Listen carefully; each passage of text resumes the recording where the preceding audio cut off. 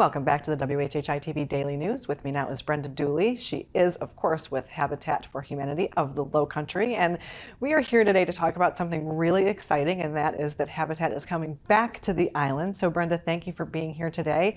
Let's talk about that. Well, thank you. We'd love to talk about that. It's very exciting news that we have to share with everyone.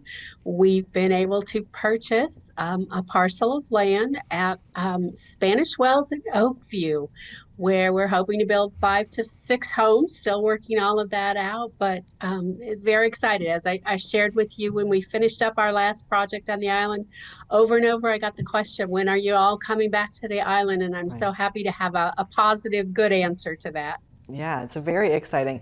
And when was that last project finished on the island? So it's been a couple of years since we've worked on the island. We did 32 homes at the Glen over off of Marshland Road, and those families are all settled in and doing great. That's really exciting. And you know, it's great that you're coming back to the island. I think you said it was 5 to 6 homes. But it's kind of wonderful that you worked with the town to make this happen. So the town kind of helped you in some ways. Talk to us a little bit about that. We just really couldn't have done this on our own. So we were thrilled to be granted some money through the town to be able to purchase the land. As we all know, land on the island is, first, there's not a lot of it available. So that whole supply and demand thing, you find out it's very expensive to purchase land on the island right now. And without the town's help, we just wouldn't have been able to do it. But they have a focus on workforce and affordable housing. So it was just the right time for us to come together and do this. Yeah, of course, it's been a discussion for years, particularly on the island, but really in the whole area in general. So when do you anticipate that first shovels will be going into the ground, or first hammers will be hitting nails on the head on these homes? I wish I could say tomorrow. We're all anxious to get started, but it doesn't work that way, unfortunately. Right. I can't even give you an address for that location. It doesn't even have a number assigned to it yet. It's just at the corner of. There, if you go there now, there are lots of trees standing there. And of course, there are many things that have to be done to get us to the point where we raise our first walls. So lots of governmental agencies to come out and clear us on everything, and inspections to be done, and all of that, but we will get going as quickly as we can. So talk to us a little bit about the process for families that might be interested in these new houses that are coming on, because as you said before we started filming, there's many people that really do want to be on the island and need that workforce housing there. So obviously it's a process to get the houses started, but it's also a process to get the families started and maybe qualifying for those houses. So how does that process work? Actually, we do have some families already in our program who will be going into those homes.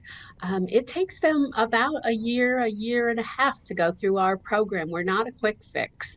The families that are selected go through an intensive application process, and we do a site visit to their home to actually see that they have a need for housing. And then once they come into the program, they have sweat equity hours that they have to do, 300 to 400 hours of volunteer time that they have to put in, as well as attending classes. So they're attending classes on budgeting and home maintenance. They haven't had to do home maintenance before. Credit and predatory lending, all of those kinds of things. So some of these families already are in the program and getting their hours earned toward getting that home. And then I know that's going to lead to a lot of people wanting to call and ask how they can apply to be in the rest. And we're not in an application period right now. We do actually set a time frame for folks to come in and to get that process started.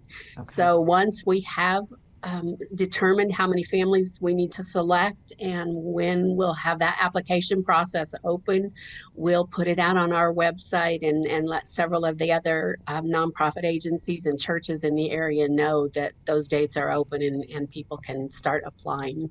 Okay, so best way is to follow you on your website to get that information. Excellent. Well, Brenda, thank you for being here today to share this great news, and congratulations again on that land at Spanish Wells. We're excited to see what happens.